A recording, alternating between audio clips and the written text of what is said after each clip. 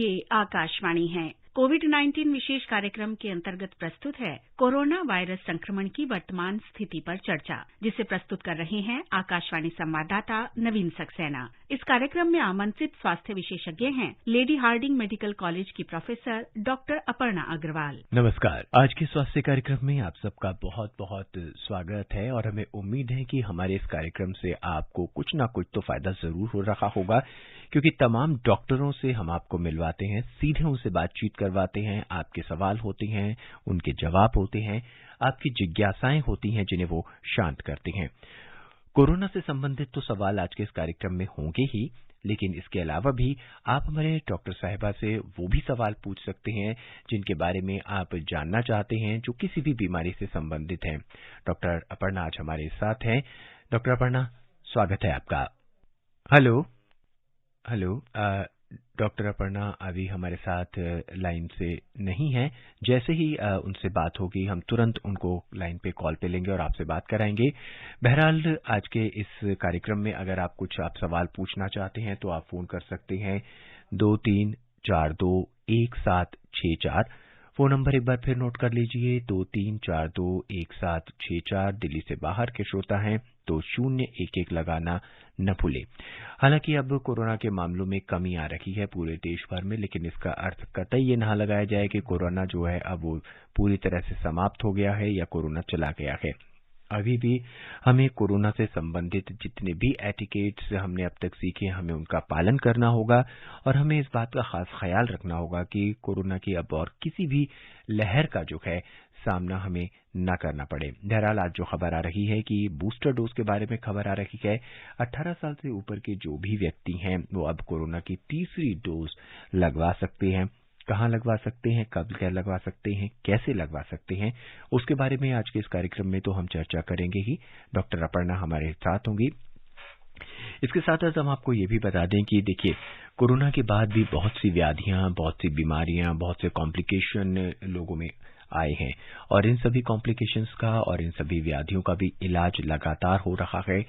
लेकिन कहीं ना कहीं कुछ ना कुछ ऐसी बीमारियां हैं जिनका इलाज अभी संभव नहीं है, या कुछ ऐसी बीमारियां हैं जो क्रोनिक डिसीजेज हैं, उन पर भी हम आज के इस कार्यक्रम में चर्चा करेंगे। जैसे कि कुछ लोगों को लॉन्ग कोविड हुआ है। लॉन्ग कोविड यानी कि कोरोना के बाद आपको बीपी बढ़ गया है या शुगर बढ़ गई है या किसी और तरह की आपको कॉम्प्लिकेशन आ गए हैं, तो उन बीमारियों को भी हम कैसे ठीक कर सकते हैं और उनके साथ हम आगे कैसे चल सकते हैं, उस पर भी आज हम चर्चा करेंगे। 23421764 ये फोन नंबर है जिस पर आप फोन कर सकते हैं और डॉक्टर साहब से सवाल पूछ सकते हैं। डॉक्टर अपर्णा हमारे साथ जुड़ चुकी हैं। डॉक्टर अपर्णा, स्वागत है आपका आज के इस कार्यक्रम में। धन्यवाद। डॉक्टर अपर्णा, कार्यक्रम की शुरुआत में जैसे हम बात कर रहे थे कि कोरोना के मामलों में अब कुछ कमी आई है, लेकिन कभी कभार ऐसा लगता है कि किसी सिटी में कोरोना के मामले थोड़े से बढ़ गए हैं तो थोड़ा सा डर हो जाता है कि क्या कोरोना दोबारा लौट कर आ रहा है। क्या ऐसा कुछ संभव है फ्यूचर के अंदर, या हम ये मान के चलें कि कोरोना पूरी तरह से खत्म हो गया है? पूरी तरह खत्म हो गया तो नहीं कह सकते हैं। हमको अभी भी कोविड अप्रोप्रिएट बिहेवियर फॉलो करना चाहिए। कई स्टेट्स में अभी मास्क की नीड पर रिलैक्सेशन हुई है, लेकिन गवर्नमेंट साथ के साथ ये भी बोल रही है कि आपको कोविड अप्रोप्रिएट बिहेवियर फॉलो करना है जी। जहां भी भीड़ में जाएं हमको मास्क का इस्तेमाल करना चाहिए। पहचान वाले लोगों में जिनमें कोई सिम्टम्स नहीं है, मालूम है वैक्सीनेटेड है, उनके साथ हम बेशक ना यूज करें, लेकिन जहां भी भीड़ में जाएं, अस्पताल में और ऐसे जैसे पुलिस वाले लोग हैं जो फ्रंट लाइन वर्कर्स से बोलते हैं, उनको मास्क का इस्तेमाल अभी भी करना चाहिए। जी। डॉक्टर साहब, कोरोना के बाद भी बहुत सारे कॉम्प्लिकेशन से लोगों में नजर आए हैं जो कि अब धीरे धीरे करके सामने आ रहे हैं। जैसे किसी व्यक्ति के अंदर रक्तचाप यानी ब्लड प्रेशर आना शुरू हो गया है, किसी को मधुमेह यानी शुगर की बीमारी, डायबिटीज की बीमारी कंटिन्यू हो गई है। ऐसे लोग क्या वापस अपनी लाइफ स्टाइल में आ सकते हैं, या अब उन्हें इन व्याधियों के साथ, इन कॉम्प्लिकेशंस के साथ आगे जीना पड़ेगा? मोस्ट लाइकली इनके साथ जीना पड़ेगा। सब में बीपी और शुगर की बीमारी नहीं हो रही है। कुछ लोगों में कोविड के बाद या कोविड के ड्यूरिंग ऐसा पाया गया क्योंकि शुगर और बीपी बढ़े हैं जी। कुछ में नॉर्मलाइज हो गए हैं कोविड के बाद, कुछ में परसिस्ट किए हैं। प्रोबेबली ये ऐसे व्यक्ति हैं जिनमें चांसेस थे पहले भी कि वो शुगर के पेशेंट या बीपी के पेशेंट बन जाते, तो कोविड की वजह से शायद ये जल्दी हो गया है। कई ऐसे मरीज हैं जो जिनमें डिटेक्ट नहीं हुआ था पहले। कोविड के दौरान जब जांच हुई तब पता चला कि इनको बीपी की शिकायत और शुगर की बीमारी है, क्योंकि इन लोगों में बीपी और शुगर रिलेटेड जो और ऑर्गन्स अफेक्ट होते हैं वो भी पाए गए थे। तो जिसमें भी परसिस्ट कर रहा है उसमें लाइकली है कि वो परसिस्ट करेगा। जी डॉक्टर साहब, इस तरह के रोगियों को कुछ खास इलाज दिया जाता है कि जैसे कि कोरोना के बाद उनको शुगर या बीपी या कुछ और किसी तरह के कॉम्प्लिकेशंस आएंगे तो उनको ये ध्यान में रख के इलाज किया जाता है कि भाई इनको कोरोना हुआ था तो इनको ये इलाज करना है, ये आपका ट्रीटमेंट प्रोसीजर ये है, या वही जो आम बीमारियों के लिए जैसे बीपी की बीमारी के लिए या शुगर की बीमारी के लिए होता है उसी तरह से ट्रीटमेंट दिया जाता है? ट्रीटमेंट आम बीमारियों की तरह ही दिया जाता है। कोविड वालों का कोई स्पेशल ट्रीटमेंट नहीं है। यही है कि जो कोविड के पेशेंट्स होते हैं उनमें हम ये चीजें ज्यादा क्रिटिकली मॉनिटर करते हैं, क्योंकि कोविड के दौरान और कोविड के बाद दोनों में ये इसके लक्षण आ सकते हैं, तो इसलिए उनको इन चीजों के लिए ज्यादा मॉनिटर करते हैं।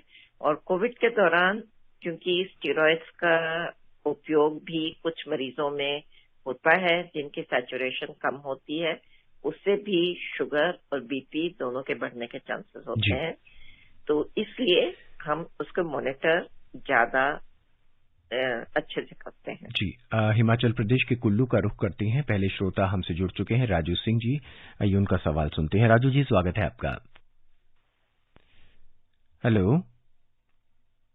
Hello Raju ji. Hello sir, नमस्कार। हाँ नमस्कार राजू जी, क्या सवाल है आपका?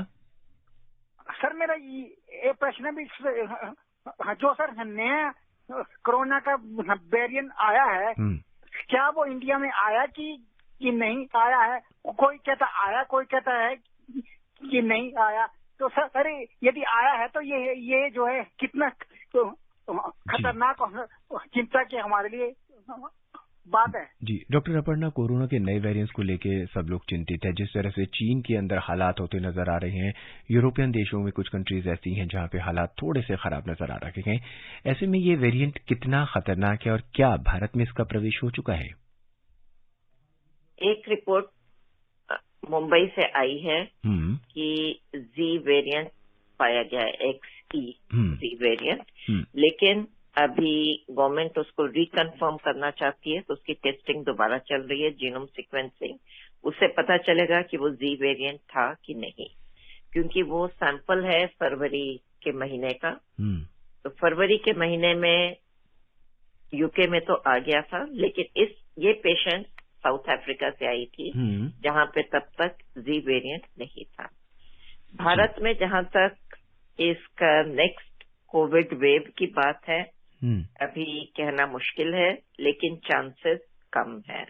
डेफिनेटली पहली और दूसरी वेव की तरह तो नहीं आएगी, क्योंकि जी वेरिएंट कह रहे हैं कि इसकी ट्रांसमिसिबिलिटी प्रोबेबली जो दूसरों को इन्फेक्ट करने की क्षमता है वो शायद 10% ज्यादा है, लेकिन सिवियरिटी में अभी तक ऐसा नहीं लगा है कि ज्यादा सिवियर है। डॉक्टर साहब इससे बचने के क्या उपाय रहेंगे? बचने के उपाय वही हैं जो कोविड से बचने के उपाय हैं, masking, hand hygiene, respiratory hygiene, distancing. Masking मतलब इसके उपाय तो वही है, तभी बोलते हैं कि कोविड अप्रोप्रिएट बिहेवियर आपको अभी भी फॉलो करना है। बड़ौत का रुख करते हैं, महेश जी का सवाल सुनते हैं। महेश जी, स्वागत है। हेलो नमस्कार जी। महेश जी, क्या जानना चाहते हैं? हमने जो है 3 डोज ले ली है जी, और अब सुरक्षित है, ना कोई बुखार है ना हाथ में दर्द है जी। डॉक्टर साहब, तीसरी डोज की लगातार बात कर रहे हैं। अब 18 साल से ऊपर के जितने भी व्यक्ति हैं, जितने भी युवा हैं, बुजुर्ग हैं, सबको तीसरी डोज लगाने की अब सलाह दी जा रही है। क्या तीसरी डोज लगाना आवश्यक है या फिर अभी भी हम अपने 2 डोज के साथ अपने आप को सुरक्षित मान सकते हैं? इम्यूनिटी लास्ट डोज के 6 से 8 महीने के बाद में कम होनी शुरू हो जाती है। तो स्पेशली जिन लोगों में कोमॉर्बिडिटीज हैं उनको जरूर लगवाना चाहिए। एल्डरली को लगवाना चाहिए, जो पहले निर्देश आया था गवर्नमेंट का। 18 से 60 की उम्र में जिन भी व्यक्ति में जैसे ट्रैवल ज्यादा है, जो फ्रंटलाइन वर्कर्स हैं, डॉक्टर्स हैं, जिनमें कोमॉर्बिडिटीज हैं, जिनमें इम्यूनिटी कम है किसी भी वजह से, उनको डेफिनेटली लगवाना चाहिए जी।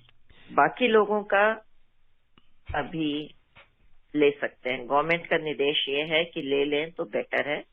फिलहाल जो गवर्नमेंट ने ओपनिंग की है ये प्राइवेट में की है, तो ये पेड होगी ये बूस्टर डोज। अभी गवर्नमेंट सेंटर्स में सबके लिए भी नहीं है जी। डॉक्टर साहब, हम लगातार इम्यूनिटी की चर्चा करते हैं, हम लगातार इम्यूनिटी पे बात करते हैं और कहते हैं कि अगर आपकी इम्यूनिटी ठीक है तो आपको कोरोना या किसी और तरह के वायरस का जो संक्रमण वो नहीं हो सकता है।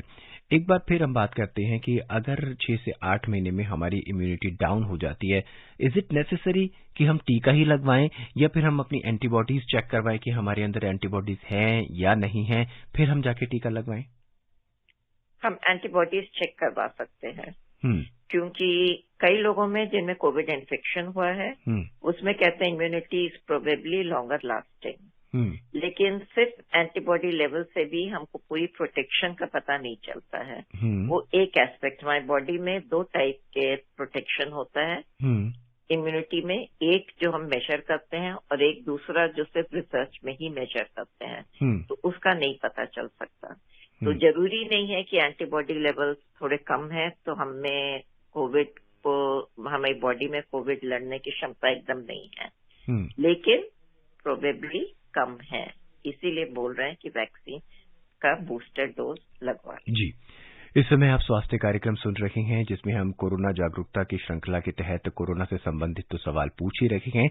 इसके अलावा भी अगर आपके मन में कोई जिज्ञासा है, कोई प्रश्न है अपने स्वास्थ्य को लेकर, तो आप पूछ सकते हैं। हमारे साथ इस समय डॉक्टर अपर्णा हैं जो कि मेडिसिन की डॉक्टर हैं। फोन नंबर है 23421764। फोन नंबर एक बार फिर सुन लीजिए, 23421764। दिल्ली से बाहर के श्रोता हैं तो 011 लगाना न भूलें। आपके फोन का इंतजार हमें लगातार है। इस बीच रिंकी तिवारी हमसे जुड़ चुकी हैं उत्तर प्रदेश के बलरामपुर से। आइए उनको सुनते हैं, उनका प्रश्न, उनकी जिज्ञासा सुनते हैं।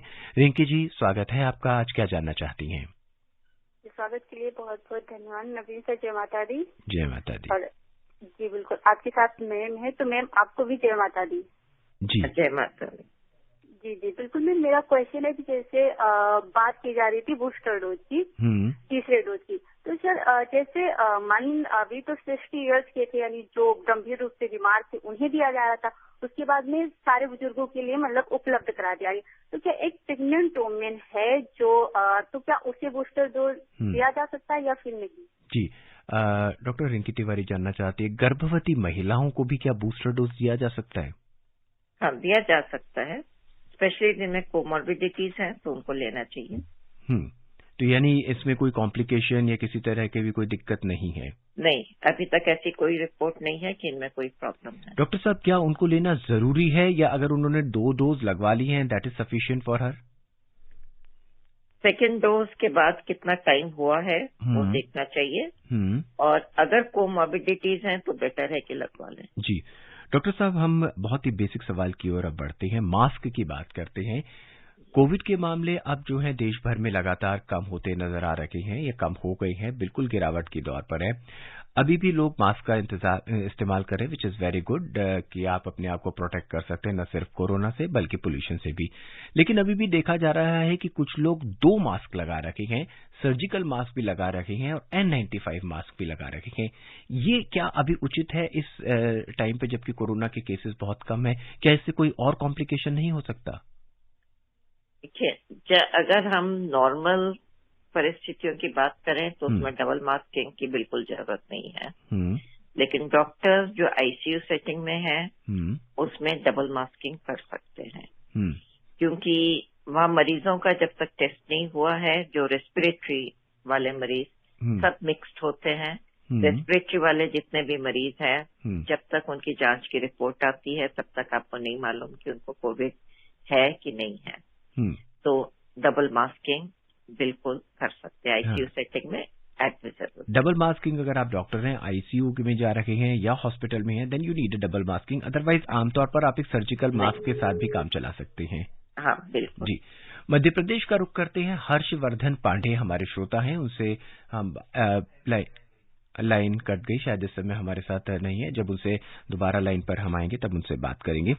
सवाल डॉक्टर साहब एक बार फिर आता है, बच्चों के स्कूल जो हैं वो पूरी तरह से खुल चुके हैं और लगातार कहा जा रहा है कि बच्चों को कोरोना के चांसेस कम है। हम अपने सवाल को बाद में पूछेंगे। डॉक्टर साहब हर्षवर्धन हमसे जुड़ चुके हैं।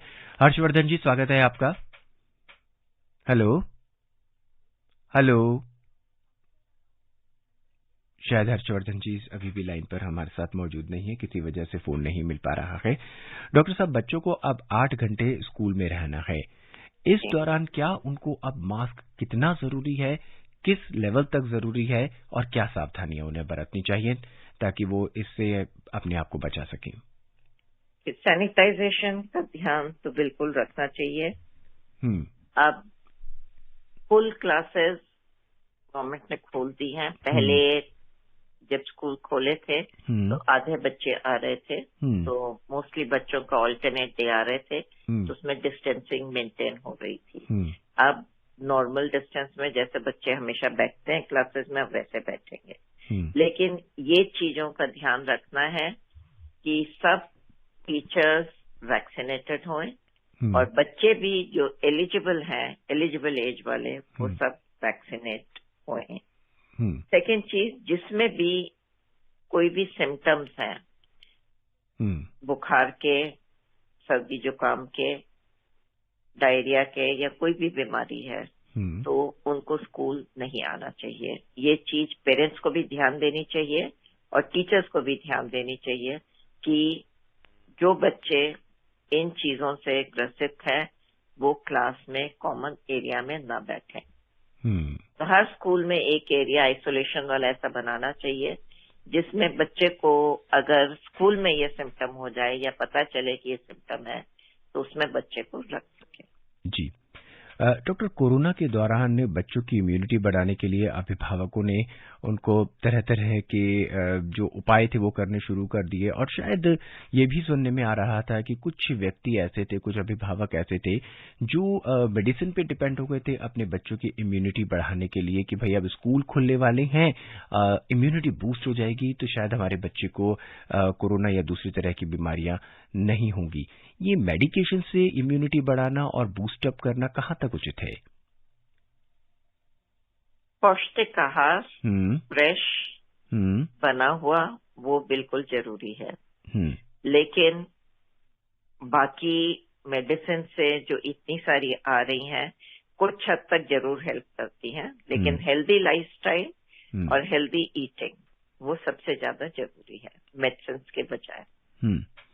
तो बच्चों को इस बात का ख्याल रखा, विशेषकर अभिभावकों को, कि अपने बच्चों की इम्यूनिटी बढ़ाने के लिए उन्हें फ्रेश फूड की तरफ अग्रसर करें, ना कि मेडिकेशन की तरफ जाएं। बिल्कुल, और हेल्दी लाइफस्टाइल ये बहुत जरूरी है। वेस्ट बंगाल का रुख करते हैं। सुब्रत हमसे जुड़ चुके हैं, आइए उनका सवाल सुनते हैं। सुब्रत जी स्वागत है आपका। Hello sir. Hello, good evening sir. Good evening ma'am को मेरा नमस्कार। नमस्कार सर। मेरा यही क्वेश्चन था कि अभी जैसे कि कोरोना को गए हुए इतने दिन हो गया, अभी जैसे कि गवर्नमेंट ने बताया कि तीसरी डोज लेने के लिए, तो अभी इसी सिचुएशन में हम किस तरह का मतलब कि सावधान बरतना सही होगा हमें, मतलब कि जैसे कि तीसरा डोज लेना सही होगा। और मेरा जो कि दूसरा क्वेश्चन यही था कि जब हम ऑफिस में या कहीं भी एसी रूम में स्पेशली काम करते हैं तो एसी रूम में कितना क्या कुछ इन्फेक्शन जो कि इन्फ्लेट होता है उसका क्या कुछ चांसेस रहता है, उसके बारे में थोड़ा जानना था। डॉक्टर साहब ये जानना चाहते हैं कि जो बंद कमरे होते हैं, एसी रूम होते हैं, उनके अंदर इन्फेक्शन के होने के चांसेस कितने होते हैं, कैसे वहां से हम आपको बचा सकते हैं? एक तो काफी ऑफिसेज में, हॉस्पिटल्स में अब वो एसी का सिस्टम थोड़ा सा मॉडिफाई कर दिया है, जिसमें फिल्टर्स लगा दिए हैं, जिससे चांसेस इन्फेक्शन के स्प्रेड होने के काफी कम हो गए हैं। सेकेंड, ये पहले भी बोलते थे कि कमरा एकदम बंद ना रखें, खिड़कियां खुली रखें, तो उससे थोड़ी वेंटिलेशन होती रहती है।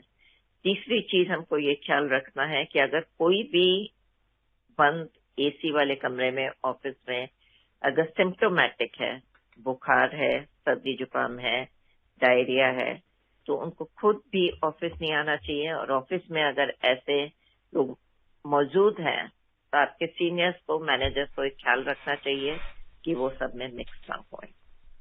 जी, उत्तर प्रदेश के क्लोज स्पेसेस में मास्किंग जरूर। जी, उत्तर प्रदेश के गाजियाबाद से सुभाष जी का प्रश्न सुनते हैं। सुभाष जी, स्वागत है। सर नमस्कार। नमस्कार। डॉक्टर साहब को भी नमस्कार। नमस्कार। मेरा प्रश्न ये है मैडम कि ये जो डायबिटीज होती है, कोई इस तरह का भी इसका टेस्ट होता है जिससे ये पता लग जाए कि एक निश्चित मात्रा में दवा देते रहते हैं कि हमेशा वही दवा चले? जी, डॉक्टर अपर्णा। शुगर की बीमारी, बीपी की बीमारी ऐसी है कि मोस्ट लोगों में विद टाइम दवाई की मात्रा बढ़ती है। तो हमको ये ख्याल रखना है कि उसको हम रेगुलर टेस्ट करें। कुछ ऐसे भी मरीज होते हैं जिनमें कुछ दवाइयां जो शुरू में काम कर रही थी बाद में काम नहीं करती है, उसको हम सेकेंडरी फेलियर बोलते हैं, दवाई का फेलियर। पहले दवाई अच्छी काम कर रही थी लेकिन विद टाइम सेम दवाई आप में नहीं काम करती है। तो इसलिए ऐसे कोई भी चीज नहीं है जिससे हम ये कह सकें कि आपकी डोज आज फिक्स हो गई और जिंदगी भर आप यही डोज लेते रहिए और आपको कोई चेकिंग की जरूरत नहीं और कुछ करने की जरूरत नहीं है। आप में और कोई बीमारी होए, कोई मेंटल स्ट्रेस होए, कई बार फिजिकल एक्सर्शन से भी बहुत ज्यादा अगर होए, तो आपकी शुगर और बीपी ऊपर नीचे हो सकता है। इसलिए रेगुलर चेकअप और इनका नापतोल बीपी का, शुगर का जरूरी है। और जब भी वो कम या ज्यादा होए तो आप अपने डॉक्टर को जरूर कंसल्ट करें। रेगुलर कंसल्टेशन तो जरूरी है क्योंकि इसका इफेक्ट ऑर्गन्स पर पड़ रहा है नहीं पड़ रहा है वो भी देखना जरूरी होता है।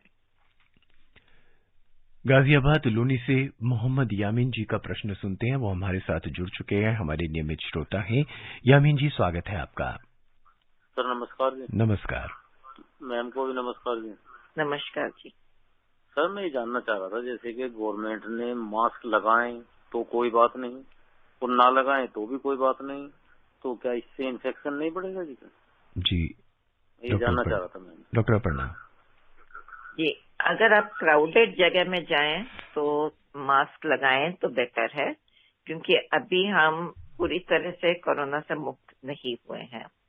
अगर आप ऐसी जगह में बैठे हैं जहां जिन लोगों के साथ बैठे उनका आपको मालूम है कि उनमें कोई सिम्टम्स नहीं है और वो वैक्सीनेटेड हैं, तब आप बिना मास्क के रह सकते हैं। क्लोज फ्रेंड सर्कल जिनका आपको मालूम है, आपको ये भी मालूम है, इतना भी ख्याल रखना चाहिए सबको कि अगर हम मास्क नहीं लगा रहे हैं हमको कोई सिम्टम नहीं होना चाहिए। अगर कोई भी सिम्टम है तो हम और लोगों से ना मिलें और अपने आप को आइसोलेट कर लें। तो ये ख्याल हम सबको रखना चाहिए। डॉक्टर साहब, एक बार फिर हम मधुमेह यानी डायबिटीज की ओर बढ़ते हैं। ऐसे कौन से टेस्ट हैं जिससे ये पता चल सके कि मुझे पिछले 3 महीने में या 4 महीने में डायबिटीज हुई थी और अब मेरी कोई डायबिटीज बढ़ गई है, और ऐसे कौन से ऐसे उपाय मैं कर सकता हूं कि मेरी डायबिटीज जो है वो कंट्रोल में रहे और जो भी दवाई की मैं मात्रा ले रहा हूं उसमें बढ़ोतरी ना हो? HbA1c करके एक टेस्ट होता है, ग्लाइकोसिलेटेड हीमोग्लोबिन जिसको बोलते हैं, जो हमको ये आइडिया देता है कि पिछले 3 महीने में हमारी शुगर का कंट्रोल कैसा था। जब भी हम एक मरीज में नया डायग्नोसिस करते हैं डायबिटीज का, जिसमें पहले नहीं पता था कि शुगर उनको थी कि नहीं थी, और अभी हमने टेस्ट किया और शुगर की मात्रा ज्यादा आई, तो हम ये टेस्ट करते हैं जिससे हमको ये पता चलता है कि पिछले 3 महीने में उनकी कंट्रोल कैसे थी।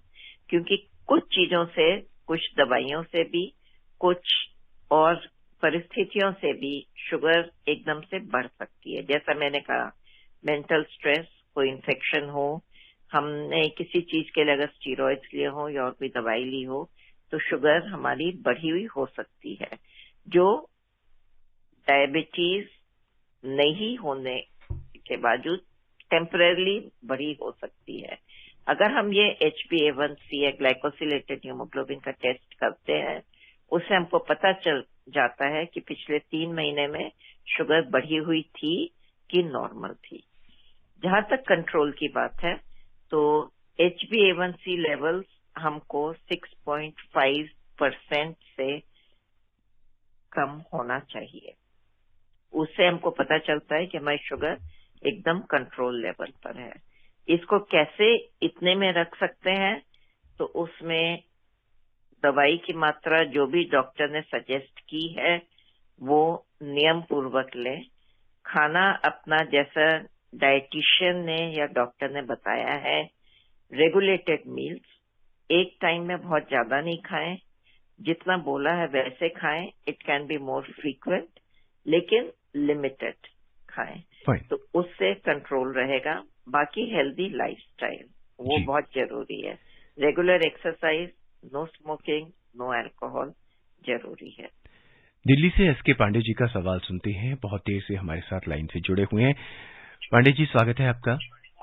अच्छा, हाँ सर, हमारी सर उम्र 59 साल है जी। तो सर मैं दोनों डोज ले लिया हूँ, तो तीसरी डोज अब लग सकती है मेरे को सर? जी। डॉक्टर अपर्णा, कितना टाइम हुआ है? वो अगस्त में ले लिया था सर, दूसरी डोज अगस्त में लग गई थी। अगस्त, पिछले साल अगस्त में? पिछले साल। अभी 9 महीने का गवर्नमेंट की गाइडलाइंस है। अगर 9 महीने आपको हो गए हैं तब बिल्कुल लग सकती है। अच्छा, तो सर उम्र अभी 59 है, तो 7 साल कहे तो अब लग जाएगी? अभी 18 से ऊपर वालों के लिए खोल दिया है गवर्नमेंट ने, तो आपको लग सकती है। 9 महीने हो जाने चाहिए, क्योंकि आपका बॉर्डर लाइन है, डिपेंड करेगा कि अगस्त में कौन सी डेट को आपको लगा। अच्छा, एक सर हमारी वो बीपी थोड़ा हाई है, तो दवाई चल रही, तो उसके लिए मैं क्या करना चाहिए? दवाई रेगुलर ले, नमक थोड़ा कम ले, रेगुलर एक्सरसाइज ले, उससे कंट्रोल रहेगा। अगर फिर भी कंट्रोल नहीं है, अपने डॉक्टर से मिले, जो दवाई बढ़ा देंगे जरूरत के हिसाब से। तो सर बीपी, लेकिन हमें कोई मतलब ऐसा सिस्टम है नहीं कि हमें कोई तकलीफ हो रही हो, कोई ऐसी बात नहीं होती है? नहीं, लेकिन थोड़ा बीपी है, चेक कराया था। हाँ जी, नहीं, वैक्सीनेशन का उससे कोई प्रॉब्लम वाली बात नहीं है। जी डॉक्टर अपर्णा, आज के इस कार्यक्रम में अब वक्त हो चला है कि हमें आपसे विदा लेना होगा, लेकिन आपने बहुत सारे सवालों का आज जवाब दिया। बहुत सी शंकाएं जो थी हमारे श्रोताओं की, उसका आपने उन्मूलन किया, और हमें उम्मीद है कि आगे भी आप हमारे साथ इस कार्यक्रम में जुड़ती रहेंगी और अपनी विशेष राय से हमारे श्रोताओं को जो भी लाभ है वो आप पहुंचाते रहेंगी। डॉक्टर अपर्णा, आपका बहुत बहुत शुक्रिया। धन्यवाद। श्रोताओं, आज के इस कार्यक्रम में बस इतना ही। कल 9:30 पर हम आपसे एक बार फिर मिलेंगे एक नए विशेषज्ञ के साथ, जो आपके सवालों का जवाब देंगे, आपकी जिज्ञासाओं को शांत करेंगे। आप फोन कर सकते हैं 23421764 पर, और उम्मीद यही करेंगे कि आप कोरोना के अलावा भी जो बहुत से प्रश्न हैं आपकी स्वास्थ्य से जुड़े हुए हैं, उनके बारे में भी आप पूछेंगे और हमारे डॉक्टर्स की सलाह का लाभ उठाएंगे। आज के इस अंक में इतना ही। मुझे यानी नवीन को दे इजाजत। नमस्कार। कोविड-19 विशेष कार्यक्रम के अंतर्गत अभी आप सुन रहे थे कोरोना वायरस संक्रमण की वर्तमान स्थिति पर चर्चा, जिसे प्रस्तुत कर रहे थे आकाशवाणी संवाददाता नवीन सक्सेना। इस कार्यक्रम में आमंत्रित स्वास्थ्य विशेषज्ञ थीं लेडी हार्डिंग मेडिकल कॉलेज की प्रोफेसर डॉक्टर अपर्णा अग्रवाल। ये कार्यक्रम आकाशवाणी के समाचार सेवा प्रभाग द्वारा प्रस्तुत किया गया। इसे आप हमारे mobile app news on AIR और YouTube channel news on AIR official पर भी सुन सकते हैं। इस कार्यक्रम के संबंध में अपनी प्रतिक्रिया आप हमें ईमेल कर सकते हैं airnsttalks@gmail.com पर। इस कार्यक्रम को फिर से सुनने के लिए लॉग ऑन करें हमारी वेबसाइट newsonair.nic.in।